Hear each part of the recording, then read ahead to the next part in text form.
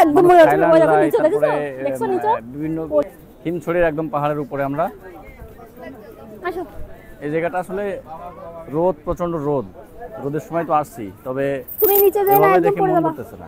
এভাবে যদি এখানে যদি থাকতে পারতাম দু একদিন না তাহলে তাহলে হয়তো বেশি ভালো লাগতো। স্পেশালি এই যে সাগরটা, আমি ভয় আমি পড়ে যাবো, এই পাশে পড়ে এটার যাবো। কথা কি বলবো, ওই পাশে পড়ে যাবে পাহাড়ে। অস্থির রাস্তা। একদম মানুষ মরে যাবে, থাইল্যান্ড ওই দেখো যায়, নিচে দেখছো, তারপরে দেখছো নিচে? বিভিন্ন ওই দেশে একদম যায় আর মরে কি, যাবো, ভয় সমুদ্রের পাবো। যে একটা ভালো ফিল নেওয়ার জন্য।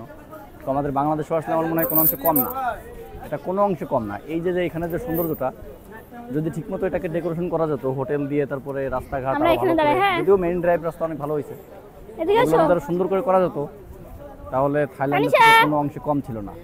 এই যে এত সুন্দর পাহাড়, পাহাড়ের সাথে একদম পাহাড় ঘেঁষে সমুদ্র, জাস্ট অসাধারণ। যদি কক্সবাজার আসেন তাহলে হিমছড়িতে না আসলে, এই পাহাড়ে না আসলে মানে পুরা ট্রিপটাই বৃথা। হ্যাঁ, তানিশা কই? এই যে আমি আর আমার বউ দুজন তো ঘুরতেছি বেশ, শুধু বাচ্চাটার জন্য ঘুরে মজা পাচ্ছি না। কইও ওই অল টাইম আমার মাথার ভিতরে একটা টেনশন কাজ করতেছে যে ও কোথায় গেল, কি করতেছে। হ্যাঁ, পাহাড়ে এখানে অনেক লোক, আর এখানে পদে পদে বিপদ, পাহাড়ে উঠতে নামতে পদে পদে বিপদ।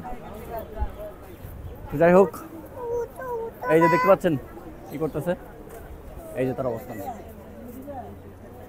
প্রচন্ড রোদ, বেশ কড়া।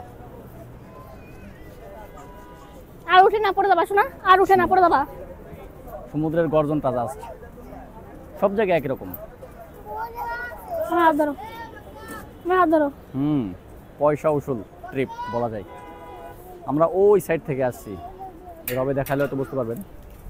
ওই নিচ থেকে ওই রাস্তা দিয়ে একদম ঘুরে ঘুরে ঘুরে পাহাড় ঘুরে তারপরে উঠতে উপরে। হ্যাঁ, বাইক নিয়ে আসছি, বাইকটা এক জায়গায় পার্কিংয়ে রাখছি, 30 টাকা পার্কিং।